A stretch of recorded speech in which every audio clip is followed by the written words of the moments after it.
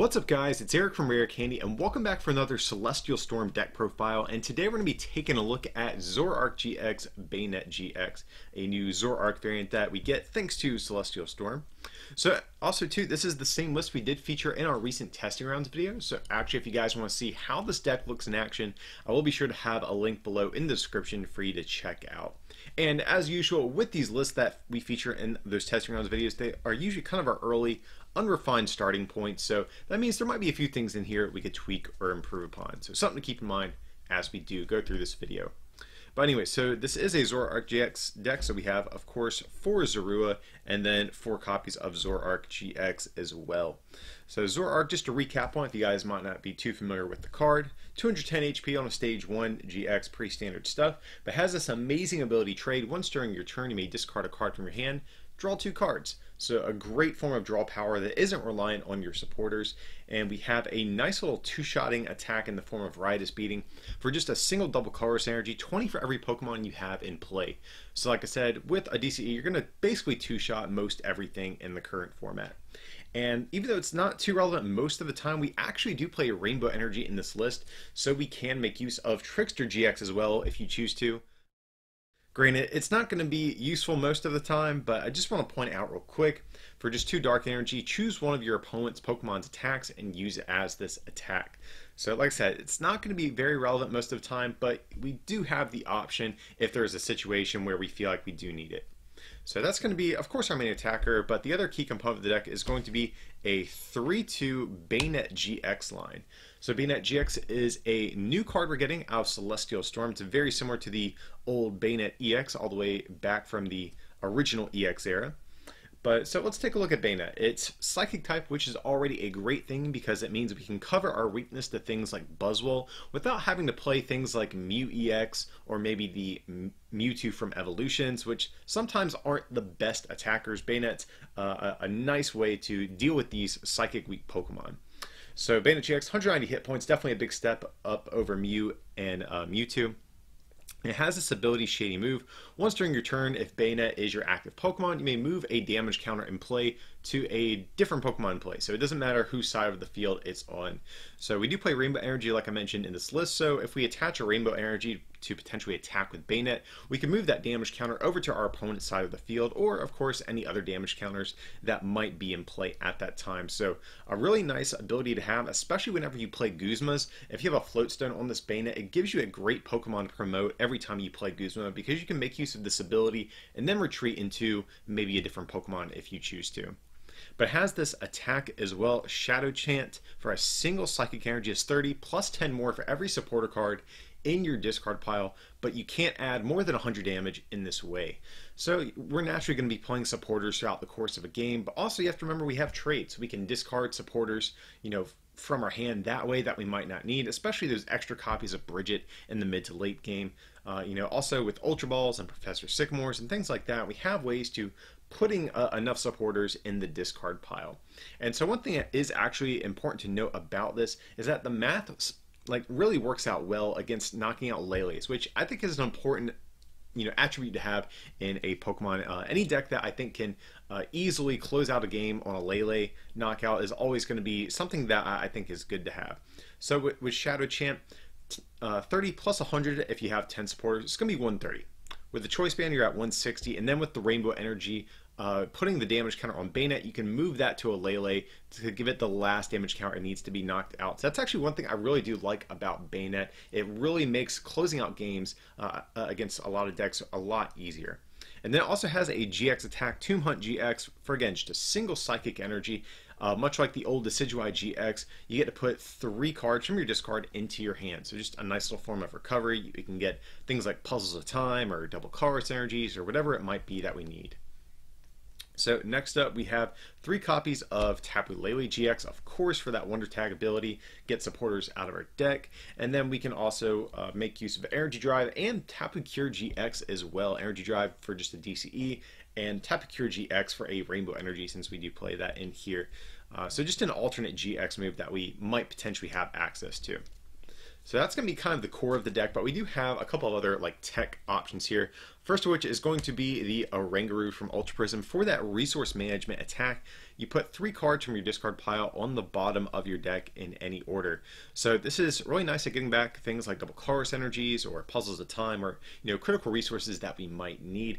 And also Oranguru has been popping up a little bit more, and ever since the North American International Championship, Toward Reklev, I think kind of popularized a control version of Zoroark, so that is based around Oranguru. So being able to have your own Oranguru to deny those control variants of decking you out and running you out of resources is really nice.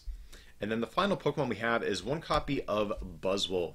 So this is going to be the quote-unquote baby Buzzwole. And we're playing it for that Sledgehammer attack for a fighting energy. If your opponent has 4 prizes remaining, it does 30 plus 90 more. So this is actually really nice in the mirror match in particular because, Banette, not a great attacker against other Zoroark decks. It is weak to dark, which is a bit of a pain.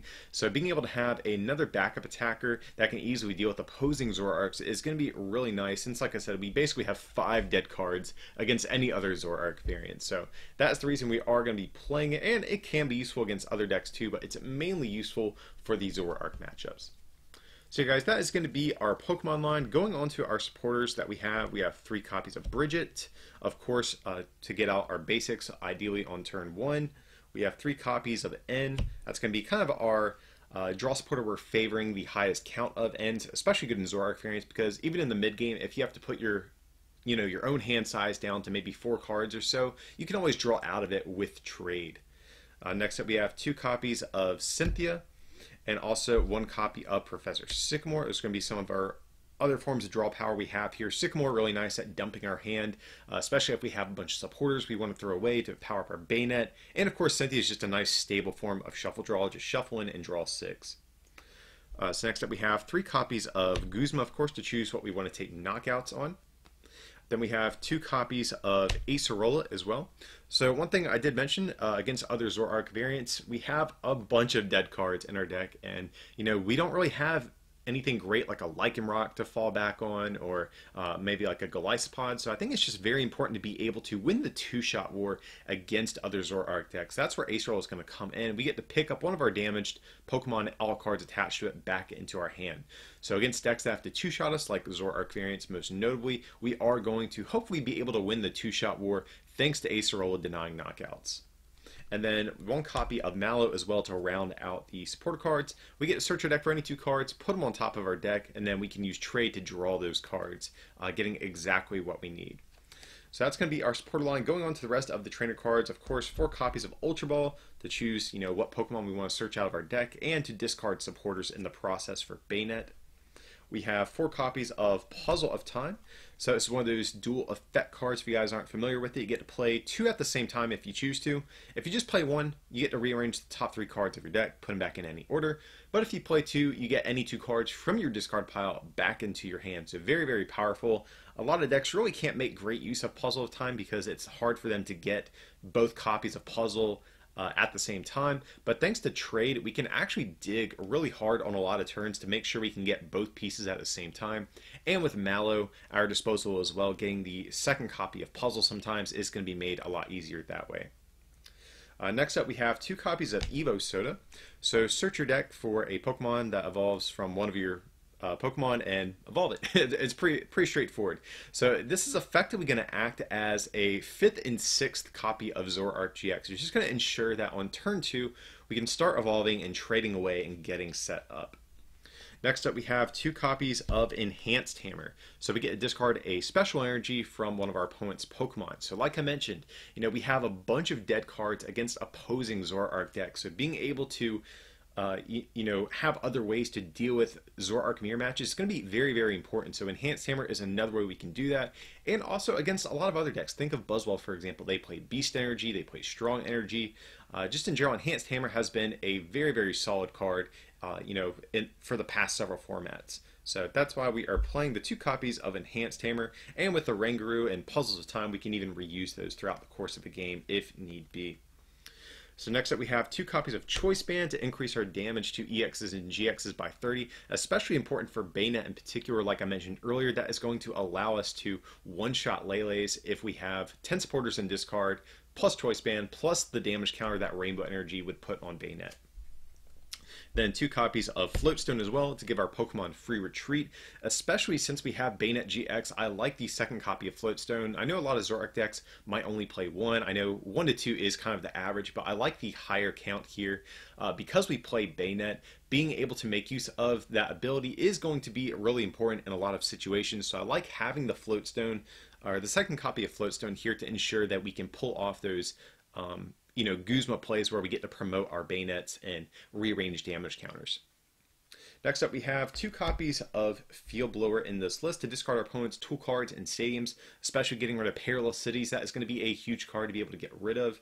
And also, of course, getting rid of things like tool cards on our opponent's Garbotox and Garbodors, or even with Rayquaza GX coming into the format, being able to discard Fighting Fury Belts, also pretty nice.